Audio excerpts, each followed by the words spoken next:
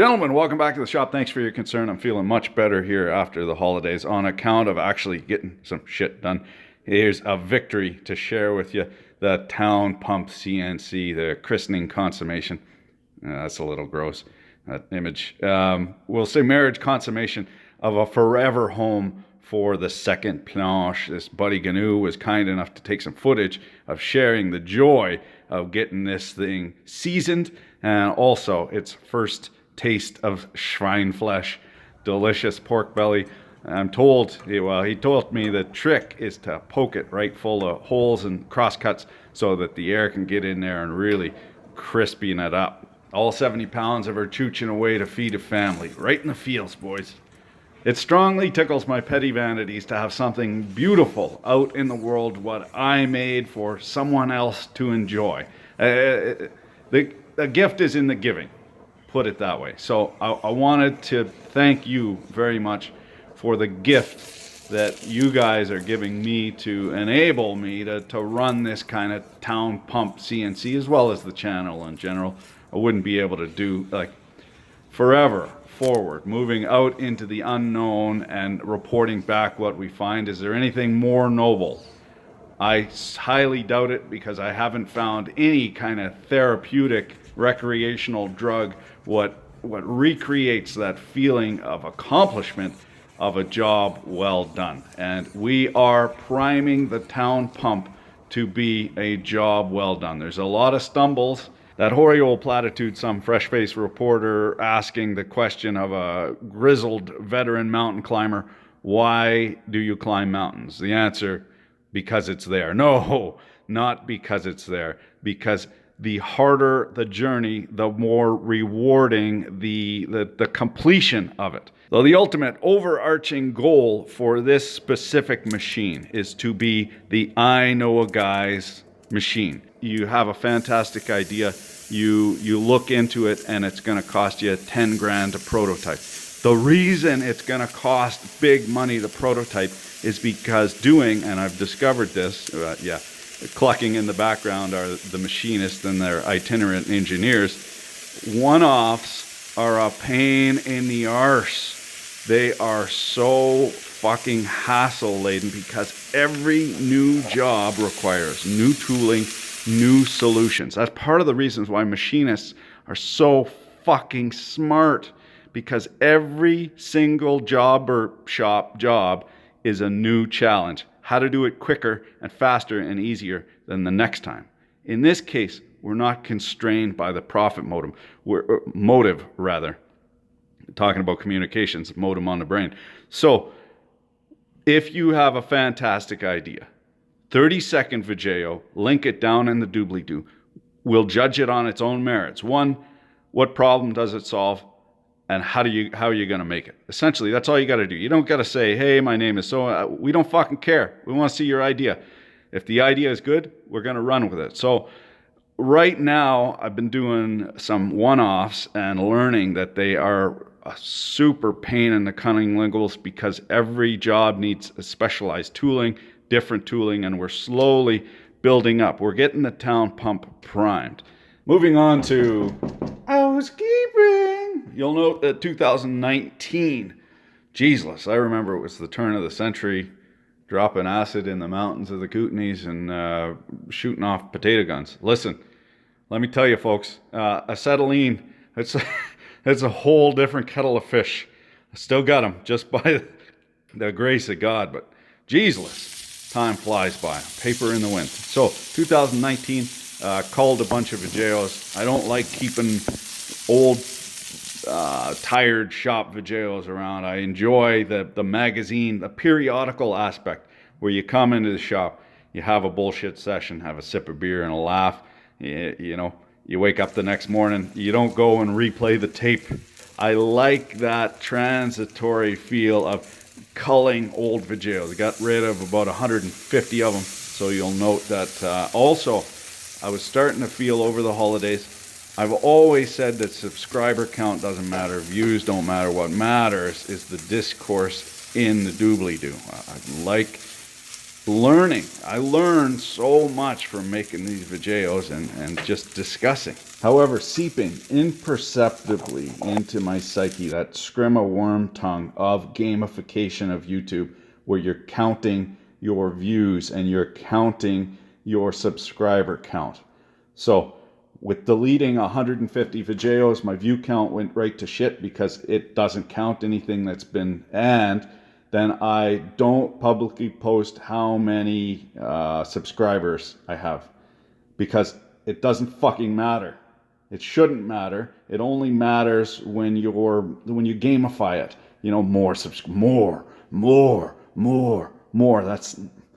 That's not a good, healthy way to be in my head. It might be for some other people, but for me, it doesn't work. Maybe I'm too driven or whatever. That gamification is toxic to me. So I got rid of it. A reminder to you to not watch ads on my account. The 1/10 of a penny that I get from you sitting through a 2-minute ad is not worth it to me. I don't watch the ads.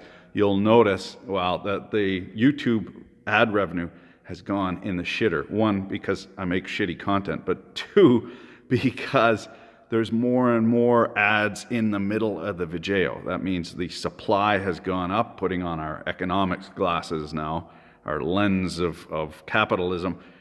The supply of ads space has gone up. That means the overall revenue for me has gone down because I absolutely fucking refuse to subject myself to the TV-ification of this medium. This is a fantastic medium because we're not constrained by a 22-minute time frame where you got to sit in this many commercials. I don't fucking want that. Also, I don't know about you, bugs the shit out of me when I'm watching a video and I see those little gold bars and like, what the fuck? Why the fuck are there 5 ads? It just pisses me off. It pisses me off, quite frankly. So I don't subject other guys to that. Never going to do that. That means my share of the overall pie goes down. That's okay though, because patrons are what run this channel. Now, Patreon. We know that they're fucking goofs. This is not new news, but they're our goofs. They're my goofs, okay? I'm not the kind of guy who jumps ship at the first sign of trouble. Now, this is not the first sign of trouble, but here's the thing. You don't want to get in between an argument between 2 fucking morons, okay? As a certain individual here has cost a lot of people, and people I care about deeply, people I've learned from, who are on Patreon, machinists and makers and welders and people doing science shows, just by being a fucking loudmouth. Okay, so the thing is about being a provocateur, you need to have someone to provoke. And being a provocateur, you very cynically target subjects that are going to get eyes on you. Views are priceless. You put a price on them through ad revenue, but they're essentially, in the internet age, views are priceless. So drama for drama's sake. Now listen, you get a couple gray hairs in your beard, you come to realize that you say something fucking nasty, vile, and you say what you mean and mean what you say. Everybody makes mistakes, but for fuck's sakes, own up to the mistake. If you're going off that, oh, these guys aren't following the rules at the schoolyard, abdicating or trying to get the teacher on your side it's sick. That's all I'm going to say about that. Is there is something far more cynical going on than what appears, and it's a matter of getting you divided into groups and getting you to watch drama. You see, there'll be fucking 200 videos about this nothing burger. I really enjoy sharing shop time with you, and I appreciate the guys who want to buy me a beer. It's fan-fucking-tastic. We take that beer money on aggregate and we turn it into cool shit. That's awesome. I also appreciate the guys what supported me in the past, but no longer support me because they feel that Patreon has overstepped the bounds of free speech. That's tough. If you believe in free speech, then you believe in the ability of Patreon to weed their own garden. Listen, I got assholes coming out my asshole. I got to weed the garden. You don't know what's on the other side of that either. Third-party actors, nefarious purposes, bots, all that kind of thing. You have to be able to weed the garden because the noise drowns out the signal. Is it a free speech issue? That's neither here nor there. I'm not getting into the politics of free speech. I think that everyone has a voice and they can say what they want to. Doesn't mean that they have to be on a platform. They have to automatically be accepted into whatever platform. If you're a fucking jerk off and you want to leave nasty comments in the comments section, you're gone. You're fucking gone. So I think Patreon, they made a mistake there. Instead of just, listen, I've been shit canned from nicer places than this. They never tell you why they shit can you. You're just gone. Here's your fucking check. Go talk to your lawyer. See if you want more money. There's a counter offer, whatever.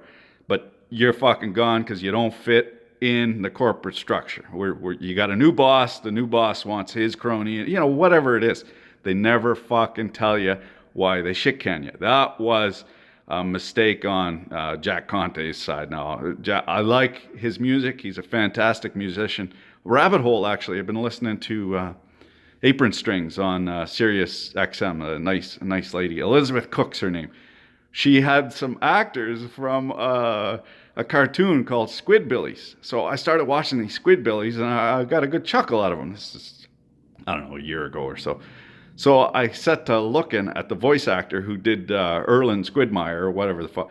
Here's Jack Conte as a studio musician in the studio with this Handsome Dixon or some. Anyway, small world. It's an inbred fuckfest apparently in show business. But as a person, I like his music, but I think his inexperience in moving the ship around, guiding the ship where it should be, a little bit, there's some growing up there to do.